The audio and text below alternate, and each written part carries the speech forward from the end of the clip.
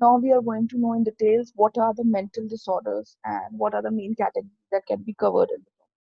Well, mental disorders or mental illness are a large and diverse group of conditions that affect your behavior patterns. Some of the most frequently diagnosed mental disorders are, as you all know, depression. Nowadays, we are seeing so many news and cases related to it, anxiety, bipolar disorder, post traumatic stress disorder, schizophrenia. Well, if we talk about depression, it is a leading cause of mental disability in the world. In US, close to 10% people suffer from depression, but because it is a mental illness, people usually misunderstand depression. There's a difference between having depression and feeling depressed, but people usually tend to get confused between the both, and due to lack of awareness, they suffer more. So, feeling depressed can happen to anyone and everyone. We all feel sad from time to time. We don't get good grades, if we don't get good results, even a rainy day can make our mood alter. But sometimes we feel sad and even without any reason, like there is no reason. But it's not that difficult, it's not that problematic because easily we feel sad. It's not that difficult to feel good again, and easily we lighten up also, our mood lighten up. Good and bad mood are like two sides of same coin, but depression is a clinical condition that has to be taken seriously, and which is not usually due to lack of awareness. So depression is a clinical condition which can make one feel very bad. It won't go away just if you want it to go. It remains at least for 2 weeks. Its symptoms are change in appetite, loss in interest in the things that you're normally interested, feeling worthless or excessive guilty, sleeping either too much or loss of energy, restlessness, recurrent thoughts of suicide. Suicide tendency is one of the major symptoms of depression. And out of all these, even if the five symptoms persist, so you are suffering from depression. You qualify for the diagnosis of depression if you have any of these symptoms. It's not just the behavioral, but depression has physical manifestation inside the brain that could be seen with the naked eye and even with the x-rays, like small frontal lobe or decreased volume of hippocampus, basically on a more micro scale, the abnormal transmissions or depletions of certain neurotransmitters like serotonin, dopamine, uh, norepinephrine, high cortisols, and deregulation of thyroid. There is no diagnostic tool that could accurately predict when and where it showed. It is really hard to know who might look fine but is struggling from inside. According to some researchers, it takes an average person approximately 10 years to ask for help.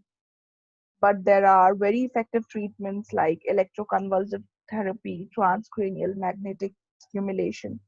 So if you know someone, your friends, your colleagues, your relatives, anyone who are having such symptoms, who are facing some problems, who you think are struggling from inside, just talk to them, because researchers also show that even talking about the problems tend to decrease the suicidal tendencies 50%. So just talk to the person, try to talk about it. And also, if you know someone who's struggling from depression, please encourage them gently to seek out um, help from doctor. If they feel guilty or ashamed, point out that depression is a medical condition, just like diabetes and asthma. It is not a weakness or a personality trait that should not expect themselves. They cannot expect themselves to just get over it. Even they need to have a proper treatment for it. They need to seek help, and they will be just perfectly fine.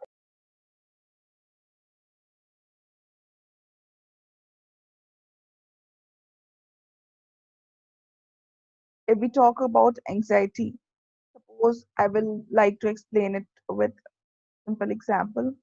Suppose you have to give a presentation, important presentation, or you are going to do some important work, or you have some exam to face.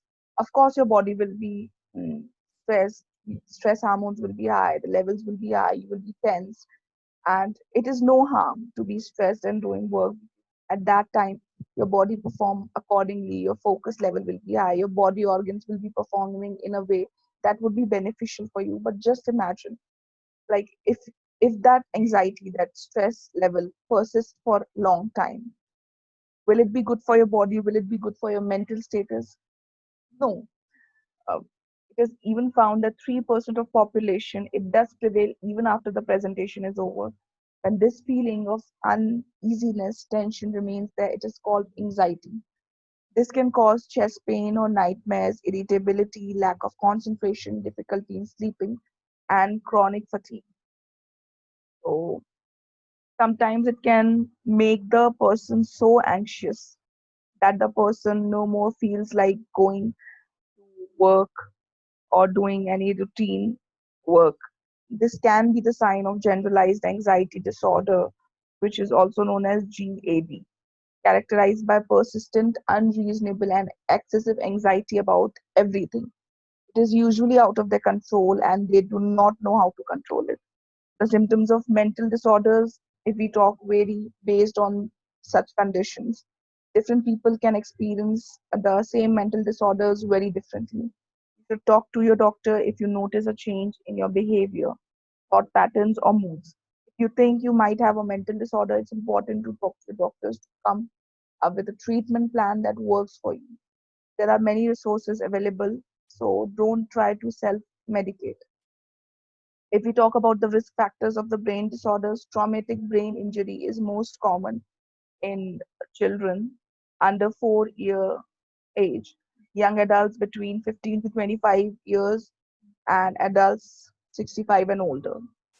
5 years and older. Brain tumors can affect people at any age. Your personal risk depends on your genetics and your exposure to environmental risk factors like radiations. Older age and family history are the most significant risk factors for neurodegenerative disease. Mental disorders are very common. About 1 in 5 American adults has experienced a mental health condition. Your risk may be higher if you have maybe a family history of mental illness or traumatic or stressful life experiences. You have history of misusing alcohol or drug. If you have had any traumatic brain injury, you are diagnosed with any brain disorder. Your primary care physicians or a neurological specialist can diagnose a brain disorder. Your doctor will likely perform a neurological exam to check your vision, hearing, and balance. Your doctor may also get images of your brain to help them make a diagnosis. The most common diagnostic imaging tools are CT, MRI, and PET scans, as I have already told in previous videos. The doctor might also need to study fluid from your brain and spinal cord.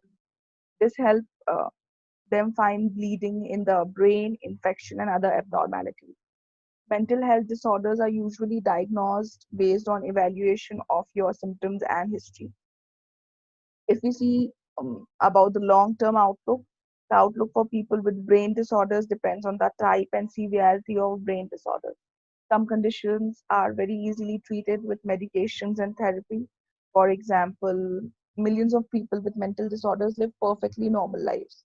But other disorders like neurodegenerative diseases and some traumatic brain injuries have no cure. People with these conditions often face permanent changes in their behavior, mental mental disabilities, or difficulty in coordination. In these cases, treatment will try to help you manage your illness and retain as much independence as possible. A neuroscientist can specialize in a wide range of fields from neuroanatomy to neuropsychology. And researchers in this field can improve our understanding of both the brain and body, how they work, and health issues that affect them. If we see about neuroscience, it is an interdisciplinary science that works closely with other disciplines such as mathematics, linguistics, engineering, computer science, chemistry, philosophy, psychology, and medicine. Neuroscientists study the cellular, functional behavior, behavioral, evolutionary, molecular, cellular, and medical aspects of the nervous system. These are various fields that focus on different aspects, but they often overlap. Now, these things include conditions that are included in it are Down syndrome, autistic spectrum disorder, ADHD, addiction, schizophrenia, Parkinson's disease, brain tumors, epilepsy. The effects of stroke, for example, language loss, immune system disorders such as multiple sclerosis. A greater understanding of neurological factor can help in developing medications and other strategies to treat and prevent these and many other health issues. If we see the history, the ancient Greek were among the first people to study the brain. They attempted to understand the role of the brain and how it worked and to explain neural disorders.